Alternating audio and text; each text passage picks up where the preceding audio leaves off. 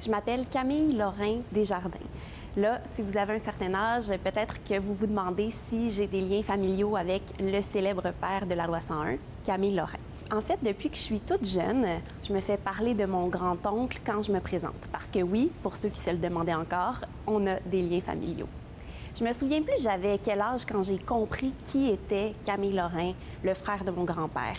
Je me souviens qu'à l'âge de 10-11 ans à peu près, j'ai demandé à ma mère si c'était en hommage à lui que je portais ce nom-là, parce que j'étais un peu tannée de me faire demander la question puis de pas savoir quoi répondre. À peu près 20 ans plus tard, je lui ai redemandé la question. C'est oui parce que c'est la continuité. Quand t'es née, pour moi, Camille Lorrain, ça faisait le lien entre l'histoire du Québec qui s'était dessinée à ce moment-là, l'histoire de notre famille et l'avenir. C'était porteur d'espoir. Ça voulait dire qu'on allait continuer à se battre pour exister comme peuple, pour faire en sorte que notre langue continue d'exister. Cette année, mon grand-oncle aurait eu 100 ans. Et je me rends compte qu'à part son travail pour doter le Québec d'une charte de la langue française, je connais pratiquement rien de lui. Et que beaucoup de gens plus jeunes que moi savent même pas qui il est.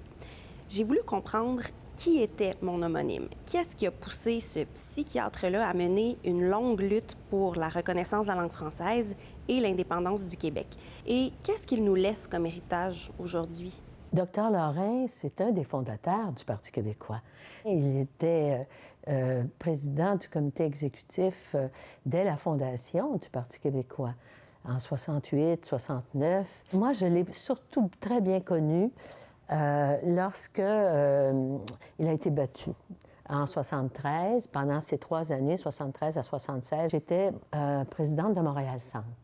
Et le docteur Lorrain, je disais toujours qu'il était notre paratonnerre, étant donné que nous avions des orientations très, très féministes, progressistes, social-démocrates.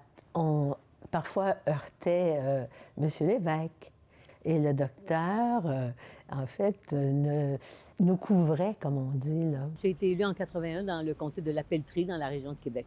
Puis vous avez été nommé ministre, donc vous êtes entré au Conseil des ministres Oui. avec Camille Lorrain. Je pense que vous étiez un peu intimidée à l'époque. Pas un peu. J'étais très intimidée.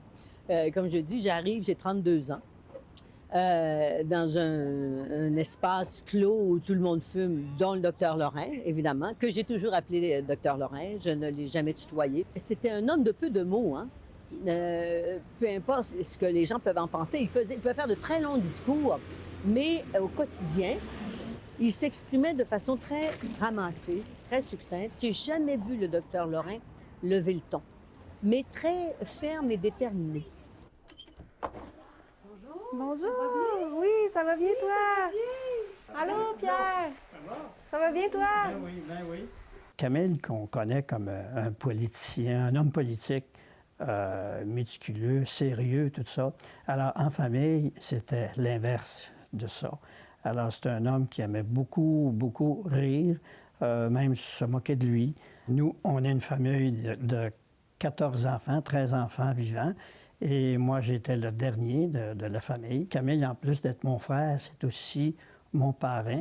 Alors donc, j'ai toujours eu, à cause de ça, une relation privilégiée aussi avec lui. Camille avait un sens très aigu de la famille.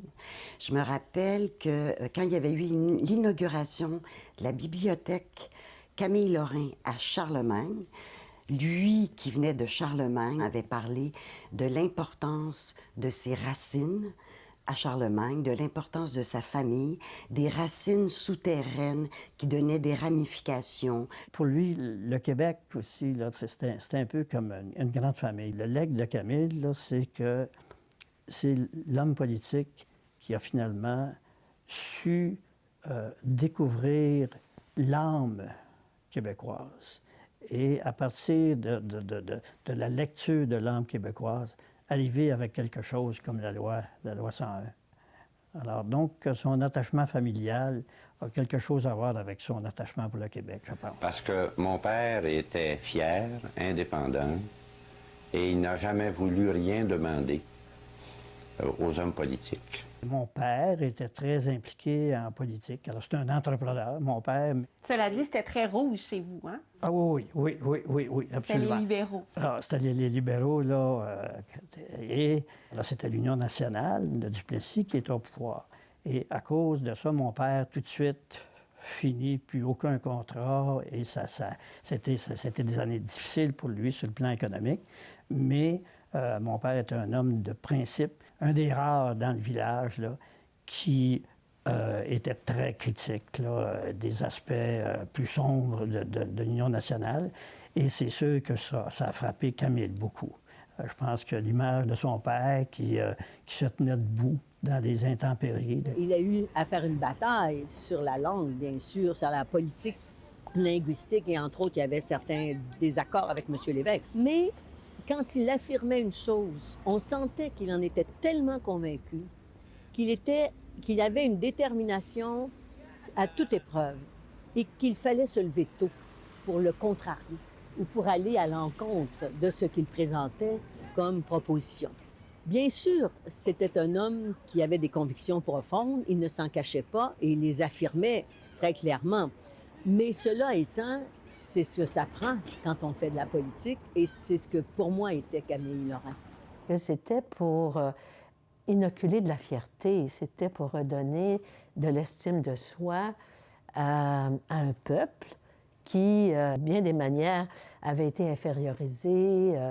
C'est là qu'on voit aussi l'importance de sa carrière de psychiatre. Hein? Oui. Tout était lié. Absolument. C'était extrêmement lié. Sa volonté, en quelque sorte, de soigner l'âme québécoise. Quand j'ai commencé à travailler sur lui, j'étais surpris de voir qu'il y avait si peu de chercheurs et de chercheuses qui s'étaient intéressés à la figure de Camille Lorrain, alors que c'est un personnage très important. À la fois, il a eu une place importante dans l'histoire de la psychiatrie québécoise, mais aussi, je pense qu'on ne peut pas comprendre complètement le travail qu'il a fait autour de la loi 101 si on ne comprend pas qu'il était psychiatre.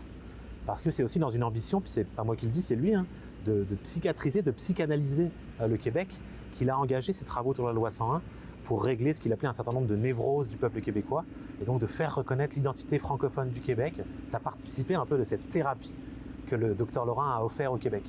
Jusqu'au début des années 60, quand on était psychiatre, on ne pouvait pas se former entièrement en français au Québec, il fallait partir à l'étranger, aux États-Unis ou en France.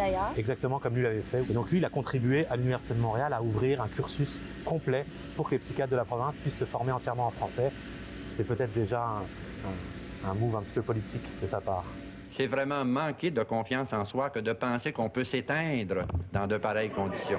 Puis qu'est-ce que tu penses qu'il penserait du projet de loi 96, qui est comme une réforme de la loi 101, finalement? Oui. Bien, c'est toujours délicat de faire parler les morts, mais c'est à la fois découragé et il monterait aux barricades pour essayer de faire quelque chose. Il n'arriverait pas avec quelque chose de tiède. Il arriverait avec quelque chose de substance, et je pense qu'il saurait encore toucher l'âme des Québécois.